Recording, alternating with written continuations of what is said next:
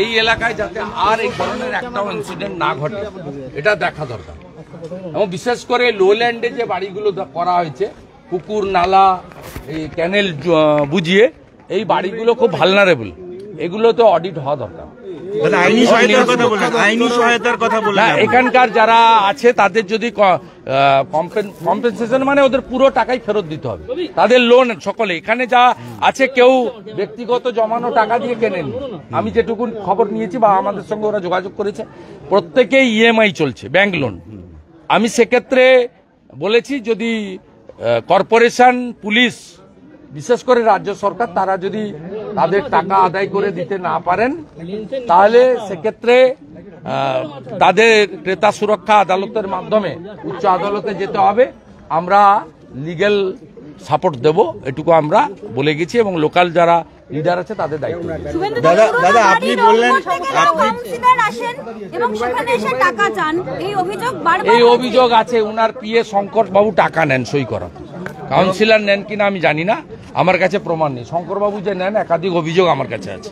আমি বিরোধী দলনেতা, আমার কাছে মানুষ অভিযোগ করে এবং অনেকটাই অভিযোগ সত্য। বেহালার ক্ষেত্রে আমি তো ভিডিও ক্লিপ দিয়ে বলেছিলাম, আপনারা নিজেরা দেখেছেন। ধৃত প্রমোটার বললেন তৃণমূলের ফান্ডার।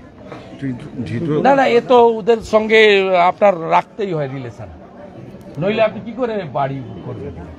কিন্তু মেয়র তো বলেছে যে ধৃত হয়েছে সেই সুভাষ রায়কে টাকা ফেরত দিতে হবে, যে আদায় করে দিক। সুভাষ রায়কে শুধু টাকা ফেরত দেওয়া না, সুভাষ রায় এবং এই ধরনের যে কোম্পানি তাদেরকে শুধু কর্পোরেশনে নয় গোটা রাজ্য জুড়ে ব্ল্যাকলিস্ট করা, তাদের প্রমোটিং লাইসেন্স ক্যান্সেল করা এবং তাদেরকে জেলের ভিতরে আইন অনুযায়ী যতদিন রাখা যায় রাখা, প্রপারলি চার্জশিট করে তাদেরকে পানিশমেন্টও দেওয়ার ব্যবস্থা যদি না করেন তাহলে এই জিনিস বন্ধ হবে না।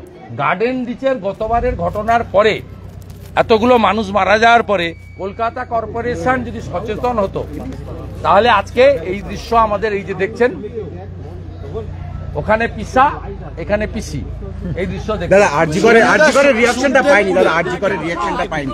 আরজি করে আজকে যে শাস্তি ঘোষণা, আমি আপনাকে বলি ক্যাপিটাল পানিশমেন্ট হবে যেহেতু চার্জ ফ্রেম হয়েছে। যে প্রশ্নগুলো পরিবার এবং তার কলিগরা করছে, ডিএনএ তে মিক্সড এসেছে, ফরেন্সিকে ধস্তাধস্তির চিহ্ন নেই, এই সমস্ত যে প্রশ্নগুলো উঠছে, আমি টেকনিক্যাল লোক নই, এগুলো সিবিআই এবং সুপ্রিম কোর্টকে মীমাংসা করা দরকার। এবং যে চার্জশিটটা অভিজিৎ মন্ডল এবং সন্দীপ ঘোষের দেননি আপনারা, সেই চার্জশিটটাও দ্রুততার সঙ্গে সাপ্লিমেন্টারি চার্জশিট দেওয়া উচিত, এটা আমি মনে করি। বাকি hope for the best, supreme court নিজে মনিটর করছে, চিফ জাস্টিসের বেঞ্চ দেখছে। আমরা আশাবাদী যে সত্য সামনে আসবে এবং ফাইনাল কনক্লুশনে सीबीआई বা তদন্তকারী সংস্থা পৌঁছাবে। उसका अभी साझा होना चाहिए और मेरा मांग है सरकार और कॉरपोरेशन की, जे हर बिल्डिंग को तुरंत ऑडिट करके फाड़ हादसा से रोकने के लिए उसको कदम उठाना चाहिए। ये सेकेंड हादसा हो गया, 24 में गार्डन रिच, 25 शुरुआत में ही ये हादसा वहाँ जादवपुर में हो गया। बागा ज्योति में थर्ड हादसा से रोकने के लिए इमीडिएट कदम उठाना चाहिए। हम लोग प्रोटेस्ट भी किया और यहाँ जो प्रोमोटर काउंसिलर का जो धांधली चल रहा है उसका खिलाफ भी हम लोग आवाज। लगातार लोगों का जान जिस तरह से खतरे में दिख रहा है, देख लीजिए किस तरह से क्या क्या हुआ। ये बाल बाल बच गया जनता, ईश्वर का कृपा था। पिछले साल तो 12-13 आदमी को थोड़ा गार्डन रिच में पूरा खत्म हो गया। इलीगल जिस तरह से वर्क यहाँ पे किया जा रहा है, एक्सचेंज ऑफ मनी और illegal nexus with local TMC council.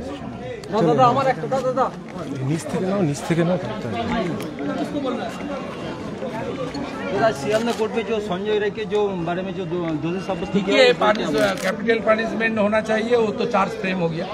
लेकिन उनका परिवार, उनका कॉलीग जो उठा रहा है क्वेश्चन, उसको भी अगले दिन रिजॉल्व करना चाहिए इन्वेस्टिगेटिंग एजेंसी।